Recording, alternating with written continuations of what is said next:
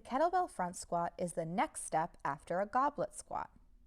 You start by cleaning a kettlebell up, getting your feet underneath your hips or whatever distance apart you like to do a squat, bracing your core, and then bending the knees to lower the entire body towards the floor. It's really important that you keep your torso upright and you keep that kettlebell nestled between your bicep and forearm. Make sure that you're going straight up and down and not hinging forward.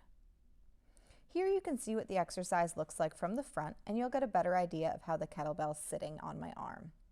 Here you can see the wrist is nice and straight, the elbow is down towards my side, and my wrist is not bent away from me, rather flexed a little bit inward toward me.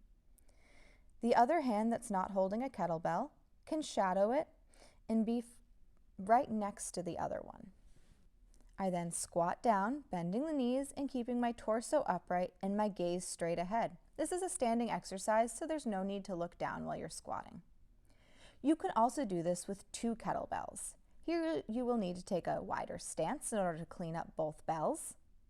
And once those bells are up, you can get your appropriate stance for your squat. I squat very narrow and then lower down. As long as your knees are tracking over your feet, your stance is appropriate for you. However, if you have a hard time getting your hips as low as your knees, you might need to take a wider stance or elevate your heels, which I will show you at the end of this video. Whether or not you have 1 or 2 bells, there's a few common mistakes we'd like to avoid. First of all, avoid excessive arching of the back. You don't want that belly to dump forward and there to be a long arch in the lower back. You want to have the lower ribs going towards the upper hip bones and your tailbone going straight down towards the floor to have a nice long flat back.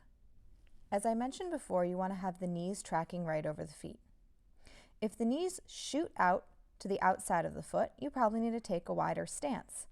And you also want to avoid them falling inward. That probably means you need to work on some knee strengthening exercises or take a narrower stance. You can see here that even though my stance is narrow, my knees are tracking right over the midline of the foot. Another thing we want to avoid is a hingy squat. You don't want your hips to be hinging and your butt to be just shooting back and your chest to come forward. And you also don't want to have the heels come up on the squat. If either of these things are happening, roll up your yoga mat or put some plates underneath your heels and stand up with your heels elevated, and this will make it much easier to sink straight down into a nice deep squat. I hope these tips were helpful for getting your front squat, and whether or not you have 1 or 2 bells, these are normal issues that you might encounter. Thanks for watching. Make sure to like and subscribe to the channel.